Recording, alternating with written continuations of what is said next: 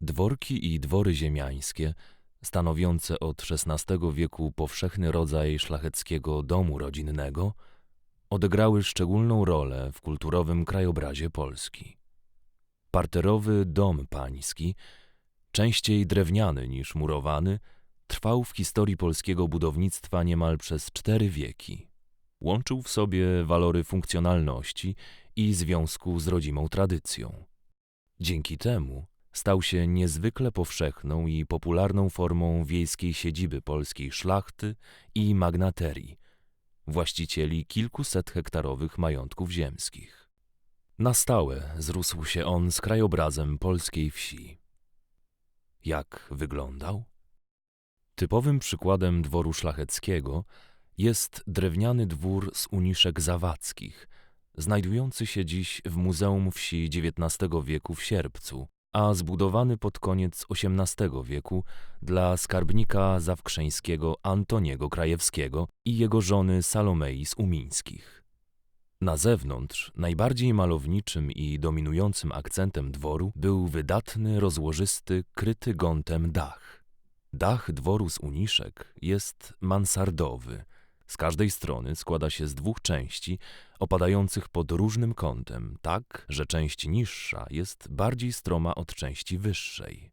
Dzięki temu architekt zyskał wiele miejsca do zagospodarowania na poddaszu i rzeczywiście pełniło ono funkcje mieszkalne.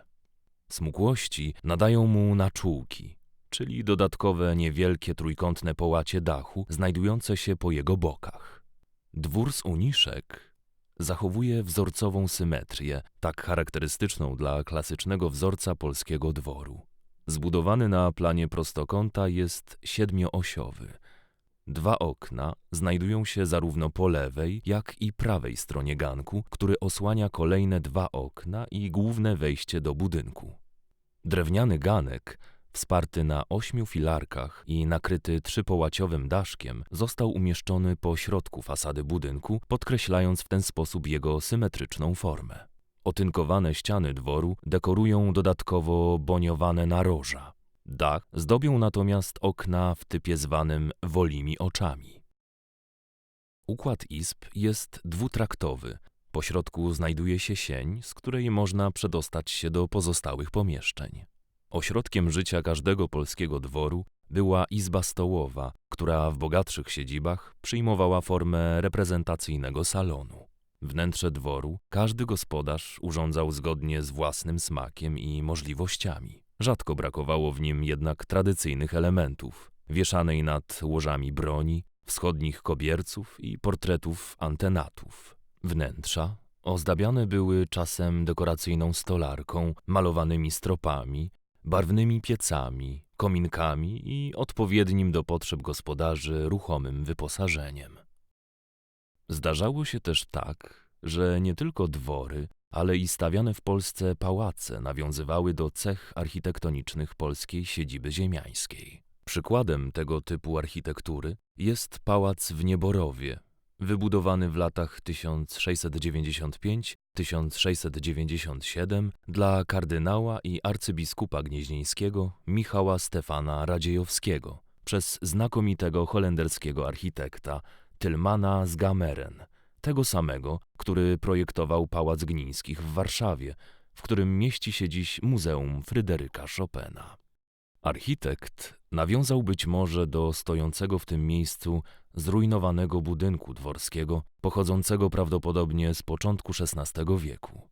Zbudował bowiem pałac na planie prostokąta z 2 wysuniętymi ku dziedzińcowi kwadratowymi wieżami skrajnymi o 4 kondygnacjach, nakrytymi barokowymi hełmami. Ozdoby na szczycie frontonu zawdzięczamy kolejnemu właścicielowi, księciu Michałowi Kazimierzowi Ogińskiemu, hetmanowi wielkiemu litewskiemu, wybitnemu mecenasowi sztuki i kompozytorowi, który pragnął uczynić z Nieborowa miejsce ozdoby i zabawy. Na frontonie kazał umieścić postać Bachusa w tanecznej pozie z kiścią winogron w ręku i wieńcem na głowie. We frontonie od dziedzińca widzimy mitrę książęcą, a nad kartuszem z herbami Oginiec i Pogoń ze złoconego brązu skrzyżowaną buławę i buzdygan, wskazujące, że to mieszkanie hetmana. Kompozycji dopełniają inne elementy odnoszące się swoją symboliką do postaci Ogińskiego. Podobną kompozycję od strony ogrodu uzupełnia herb Trąby należący do kolejnych właścicieli pałacu – Radziwiłłów. Ostatniej przebudowy budynku na zlecenie księcia Janusza Radziwiłła dokonał architekt Romuald Gut. Rozbudowa pałacu objęła wzniesienie dodatkowego piętra, ukrytego pod nowym, wysokim, łamanym, krytym dachówką dachem. Na tyłach pałacu rozciąga się regularny ogród, założony wraz z budową pałacu, rozszerzany i przebudowywany przez kolejnych właścicieli. W ten sposób pałac znalazł się w godnym siebie otoczeniu, ukształtowanej ręką człowieka przyrody. Pałac, jaki znamy dziś, łączący w sobie oryginalne cechy barokowe z rokokowymi ozdobami i wysokim dachem, stanowi doskonały przykład architektury pałacowej, wpisującej się w estetyczny kanon tradycyjnej polskiej siedziby ziemiańskiej. W oparciu o wzorce pochodzące z dworów budowanych w XVIII i XIX wieku wykształcił się w architekturze pierwszego dziesięciolecia XX wieku styl dworkowy. Okazał się on jedyną propozycją stylu narodowego w architekturze, która trwale zagościła w historii polskiego budownictwa. Styl dworkowy czerpał obficie z elementów architektonicznych charakterystycznych dla dworów barokowych i klasycystycznych, łącząc je ze sobą, a niekiedy także modyfikując w duchu modernistycznym. Podręcznikowym przykładem stylu dworkowego jest dwór w Kuznocinie, zaprojektowany przez architekta Franciszka Morawskiego dla małżonków Haliny ze Smoleńskich i Karola Wojsbunów, wybudowany w 1923 roku. Kształt dworu nawiązuje do form barokowych dworów alkierzowych. Pomiędzy alkierzami, czyli wydzielonymi wyraźnie w bryle budynku narożnikami, rozciąga się skrywająca główne wejście kolumnada. Nad wejściem wznosi się fantazyjny szczyt o stylizowanych formach, będących przetworzeniem elementów barokowej ornamentyki.